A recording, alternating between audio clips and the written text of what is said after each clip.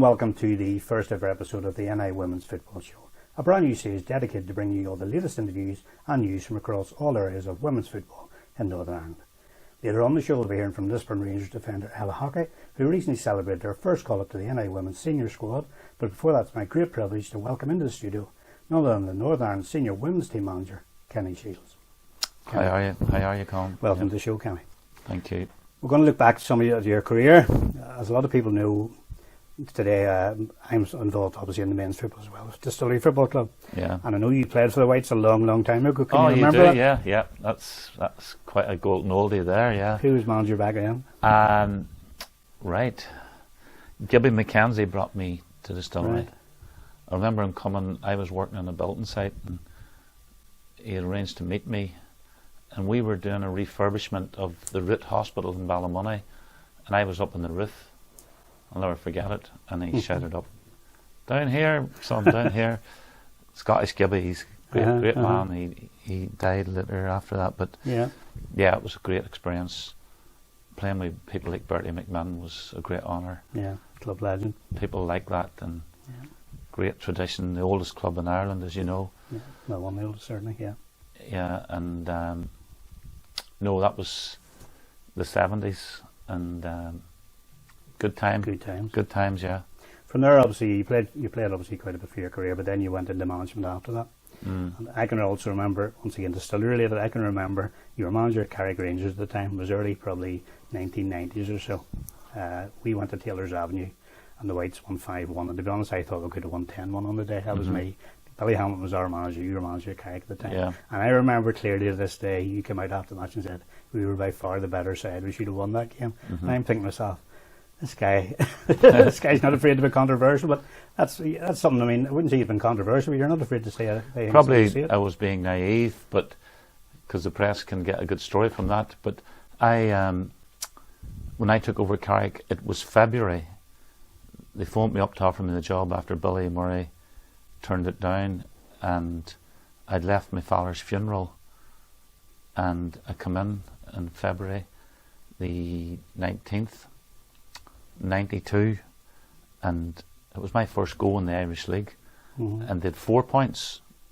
So with only 2 months of the season to go, a 16-team league then, no relegation, which is the same as this season, and there's great parallels between that and my son's taking over Dungannon, and it's the same situation. Yeah, they've just got a few more points, and we lost, as you say, 5-1 to. It was just mayhem, and we were losing matches 7, 6, 5, and then gradually we got better, and we Portadown beat us 6-1, and then 4 weeks or something, a month later in the next season, we went to Portadown, and we were beat 5-4. Yeah, and Glentoran twice within a week. We drew 4-4 at the Oval, and they beat us 4-3. We were just gusto, go for it, man. But we played the best football in the league. Yeah. And I brought that with me, and I feel as if, and this sounds like very egotistical, but I feel as if I contributed to improving the league because of our style of play. They'd never seen this before. We were playing out from the back in 92 against a player like Joey and those guys at Portadown. They just hammered us. But we learned and got better, and we got into mid-table the next season, won the County Antrim Shield against Glentoran. After a replay, David Montgomery scored the winner. Fantastic. But most of my players were from junior football. Right. And we had a methodology of play. Yeah. And I've taken that right through my career. I've always wanted to play the right way.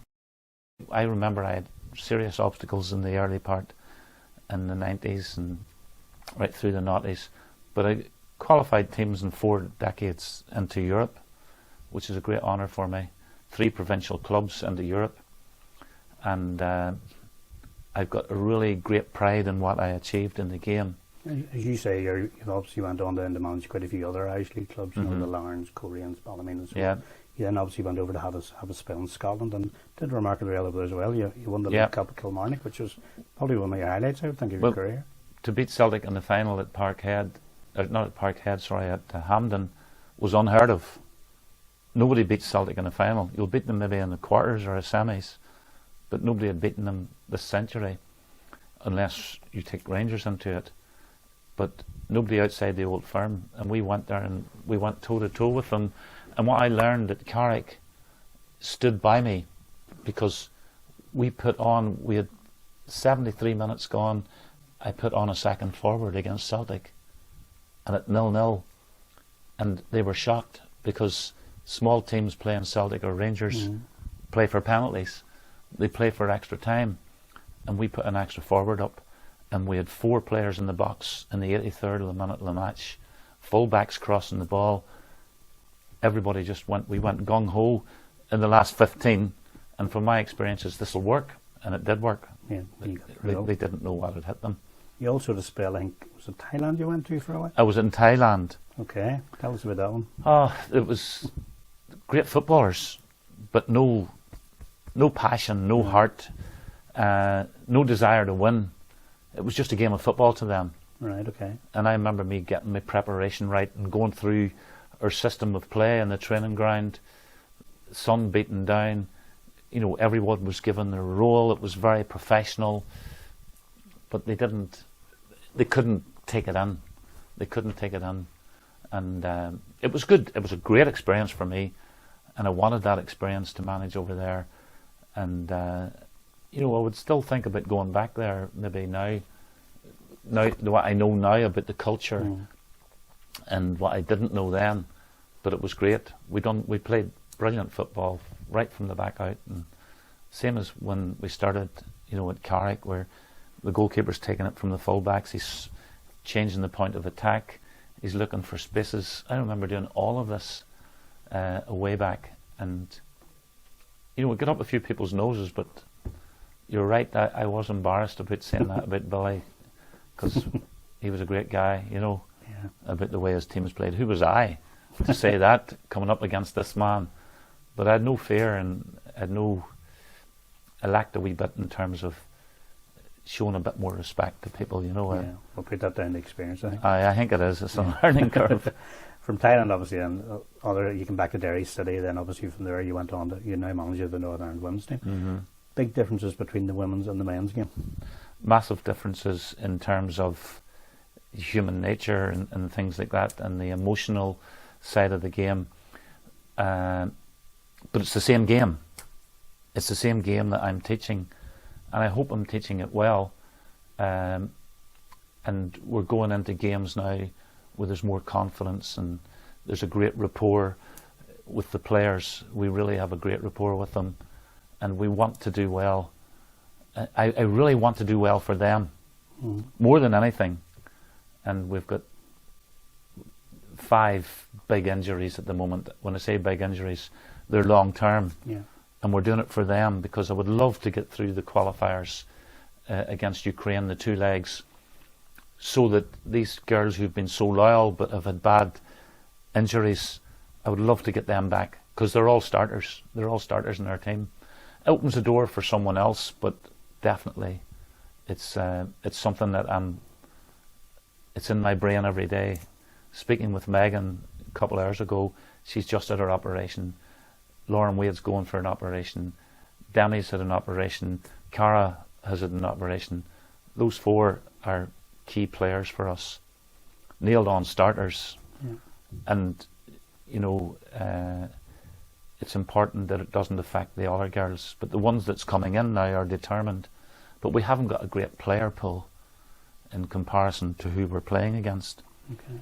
So it will restrict us, but we have to map out plans and procedures as to how we can, at all costs, get a result.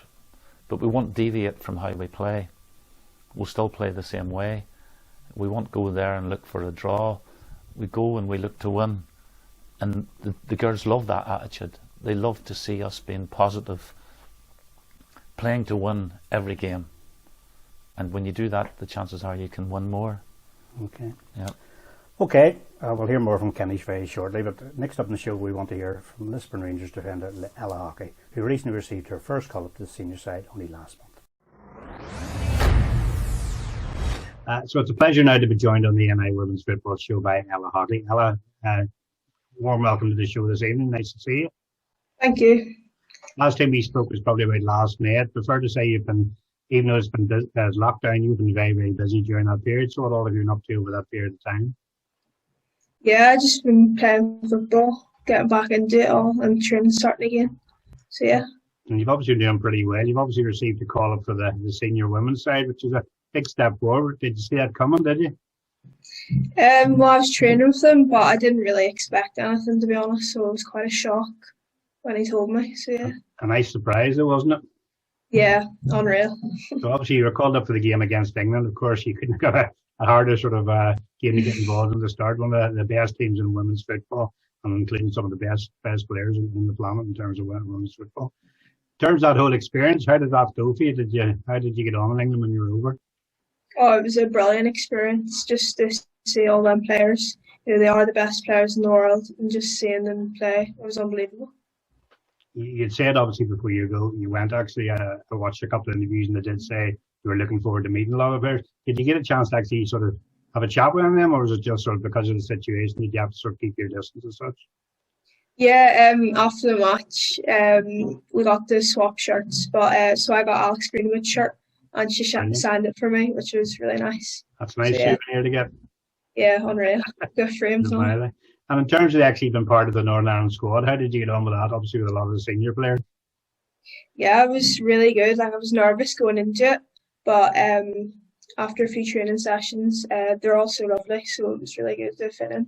Okay, so you very much felt part of the team then. Yeah, a wee bit. Big future hopefully ahead of you. Obviously, there's a lot of more hard work that requires there. What is your actual hopes or ambitions moving forward from here then, really? Well, I definitely want to try and get a contract over in England and play professionally there, and then keep playing for my country hopefully and get more caps and hopefully my first cap. What club do you want to go to? And we could fall out here very quickly. Which club do you want to sign for? Well, Man United, because I'm a Man United supporter, but that would be the dream. Well, as a Chelsea women's supporter, will not fall out over, but that's the club you want to go to, not United. And hey, listen, that's great. That's all I need to talk to you about tonight. Thank you very, very much for taking the time to talk to us. Obviously, congratulations on your achievements so far. And we look forward to following your career over the next other months and years, obviously, as a Northern Ireland and hopefully a full-time footballer as well. Thanks for talking to us. Thank you. Thank you. So, Kenny, we've just heard from Ella Hockey, obviously our player you called up to the squad last time around, along with obviously Matty Harvey Clifford, another young player who's come up through the ranks. Obviously, you must see a big future for some of those young players coming into the squad. I think it's important that when they reach that apex of their development structures, they've got to get them in immediately to play and train with the experienced senior players, especially, where they can learn so much. I think that's a great opportunity for them, and Ella's definitely one of them. Okay. Obviously, Ella's also a player who plays within the NIWFA, which is, I sometimes feel that we have a sort of a division within the local game, which is unfortunate. I mean, I understand the NIFL is the top level, NIWFA is below that, but obviously you've picked her up from that sort of level, and there are quite a few good players at that sort of level. So would you be keeping a regular tab on all the levels of the game? Yeah, definitely. I have another girl in Erin's, and she's Erin McGreevy's from Lisburn Rangers as well. Yeah, she's a good player. There's good players in that league as well. I don't know the politics of the leagues. There's sort of like certain things going on, so I'm not privy to any of it. But I feel as if it would be a forward step if there was more clubs in the Premier League, and there was P&R between the two leagues.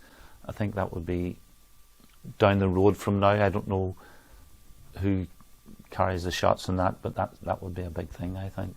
Yeah, and there seems to be a gulf in playing levels. That we think in the top level, the next one down. I think personally myself, if that gap was narrowed out a little bit, I think it would benefit the game without a doubt. Without a doubt, yeah. It's just getting the player pool up and getting more options to bring into the squad. But I haven't been doing this last while because there's no games going on. Yeah. I'm not allowed to go and watch those leagues. They're not playing as well. So we've got issues there where we can't get watching players, we can't play matches, we can't train. The chances of us going now to beat Ukraine has been taken away from us because we can't practice accordingly. That said, you're not giving up in the Ukraine game. There's still a chance if we can get some sort of result. We will do our best. We will do our best, yeah. In terms of the women's squad, I mean, I can remember a few years back, to be honest, every game they played, you thought, how many were going to lose today? But there seems to be a completely different sea change of attitude. They seem to be going into games with a lot more positivity. Yes. What's been the secret there? And I know you're too modest to say it's all down to your doing, but I mean... But it's taken time. One thing my father told me, he's a mad football man, he says, don't get too successful because the popularity wanes. You know, it's just human nature.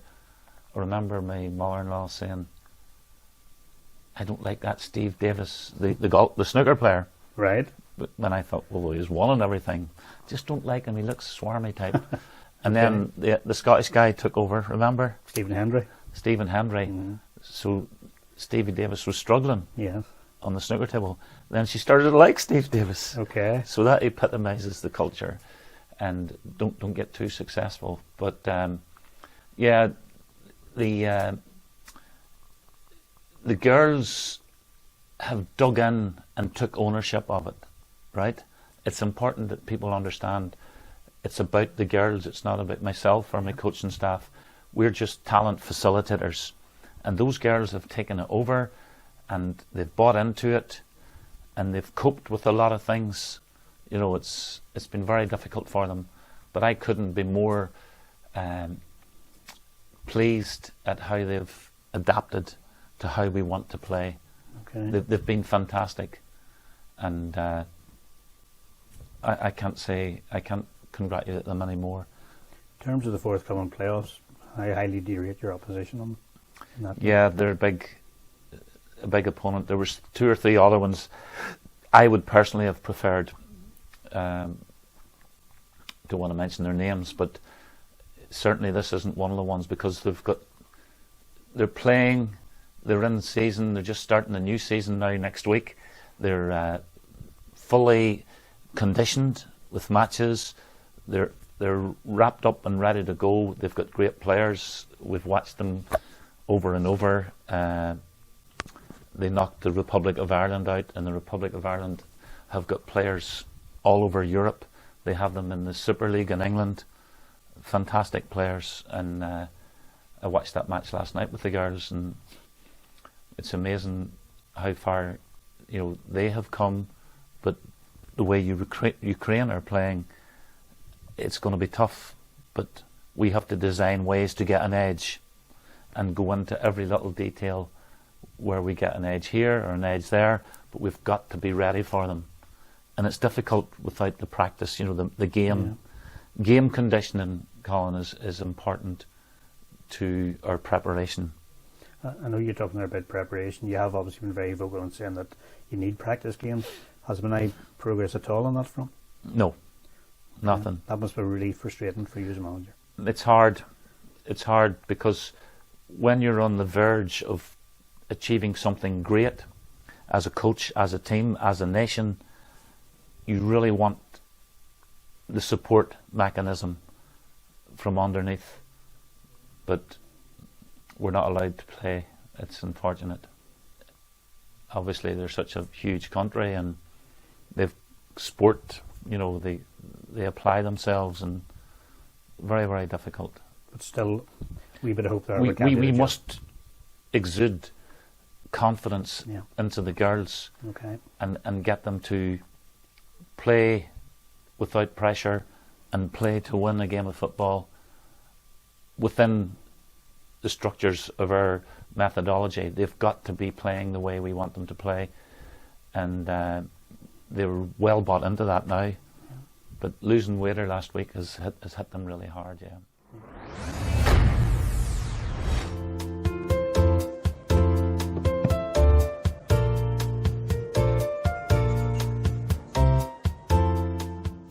Okay, it's time now in the show for one of my favourite parts of the show, and that's coffee time. It's a section of the show where we ask our guests if they had the chance to go for coffee with one person, who would they take? Kenny, who would you take for a coffee and a chat? There only is one, and that I would have to say George Best. Okay. Would be. I've met him a couple of times, but in terms of any sport, he's the one that inspired me. Right. I've always loved the game, and when I was 2 or 3, my mother says I was never stopped kicking the ball around the house and around the front yard. But when George Best came along, it was unbelievable. I remember vividly walking into the town. I lived a mile outside the town in Mackara, and would walk into the town at 8:30 or and around that time, waiting on the bus to bring down the Ireland Saturday night. Right. Okay. And there was a queue of us up every night, every Saturday night, because in those days you didn't know all the scores, and you didn't have the power of the phone. You also weren't aware of who all was playing. And first, I wasn't a Manchester United supporter. I supported Chelsea because it was just a freak. My dad had asked me when I was 4, and he named every team in the league, and I liked the name Chelsea, I think, and then I started supporting them.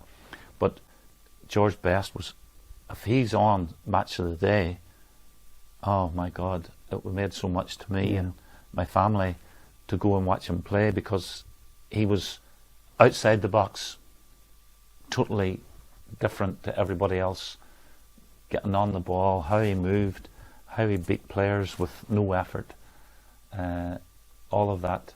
And it was a joy to watch him. And if he was on Match of the Day, and I found that out about 6 o'clock, say, or maybe 7 o'clock, or when I got the papers, I felt so good. It made my whole week. Okay. Because you got to watch him, and you felt this. People talk about the hairs in the back of your neck. It was that sort of feeling and that emotion to watch him play. I didn't watch the match at all. I watched him. Watch him playing, yeah. Aye, and it was a great feeling what he brought to football. And he came in, and Northern Ireland boy from East Belfast, just took the whole world by storm. Yeah. He's the one person I'd love to have a chat with about, different things. Yeah. About, probably now that I'm older, things like, how did you sleep on a Friday night playing against Leeds the next day, or something like that there. Okay. Or, what was your feeling when you went across in that boat with Eric McMorty and come back home after 10 days? What was your emotions? And he was quiet, but could light up a room, as they say. It's an old cliche, but very, very quiet type person. Yeah. And when he got on that pitch, he expressed himself. Yeah. And that's where he got confidence for that 90 minutes. But he wasn't looked after in terms of the pastoral care that young players get nowadays. He's a Belfast boy from Craiga, over in Manchester, which is vast, 70,000, 60,000 supporters shouting his name. If only there was someone there who could have said, yeah, stayed in a wee bit, yeah. Okay. No one had experienced this before. No. George, take a wee bit of time and focus on this, and this. But Matt Busby was a quiet man, didn't probably have the knowledge. Yeah, how to deal with it. This wonder kid that's came in the block. Yeah. But moving back to the women's game then, obviously your son Dean's recently been appointed as manager of Dungan Swiss. He's obviously been very influential in how well the women's team have done over the last few years. Yeah. Am I right in saying he'll be with us for the next couple of playoff games, and then that's... Yeah, he's sort of dovetailing ourselves and Dungannon in the build-up now. There's 3.5 weeks left. And then after we finish the two-legged game, he's got space to go and work with Dungannon. Okay. And we have to work in liaison with the league. So we'll be playing... We won't be training as many nights per week. Right. It'll be reduced because the girls will be playing away in the domestic leagues, right, and we'll be going to watch other players and see if we can, if I can scout players for that. Dean's been a big influence, I think, on the girls, and quite a few of them have said how positive an influence he is around the side. Have you anybody in mind to sort of bring into to replace that gap as such moving forward, or is it still open to? It's not an immediate concern at the moment. Okay. Because we'll have a June camp, and then we'll be back preparing for the autumn, the World Cup games. I feel they're going to be coming in around that time. So we're looking at the long finger on that. But certainly he's been really good with the girls and coaching. He's showing great potential as a coach. He just remembers it.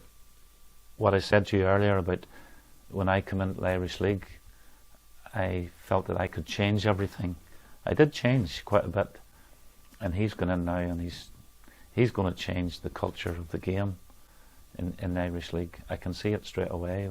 The way his teams will play will be fantastic for the league. Fantastic, yeah. Well, I think that really brings us to the end of our conversation here today, Kenny. Maybe you want to say a few words to the supporters of the Northern Ireland women's team, just to really give us some sort of encouragement going into these playoffs. What I would like to say to the supporters is there has to be a reason behind everything. So if you're a supporter of Northern Ireland men's team, you should automatically be a supporter of the girls' team. Okay. If why do we do things in life? If I'm a Northern Ireland supporter, that's where I give out my passion to that field. So if it's the men's or the women's, I'm passionate that they both win.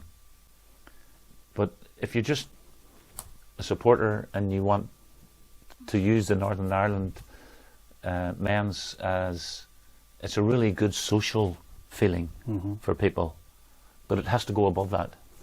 You have to support that team because you've identity with that team. You're from Belfast, you're from Newtownards, you're from Enniskillen, and you follow Northern Ireland because it's your country of birth and it's where you're from. Those are the details that I feel are important. And if we get that type of supporter coming to watch us because we're Northern Ireland, doesn't matter the gender, then that should be carried out. But I would be really heartened by that, and so will the girls. I think that would be fantastic. Yeah, I think all of us who have been involved in football will fully echo those sentiments. Okay, that brings us to the end of this week's episode. It's a massive thanks to Kenny Shiels once again for joining us as this week's studio guest, and indeed to you, the viewer, for taking the time to watch today's show. Hopefully we'll see you all again next time round. But until then, it's bye for now.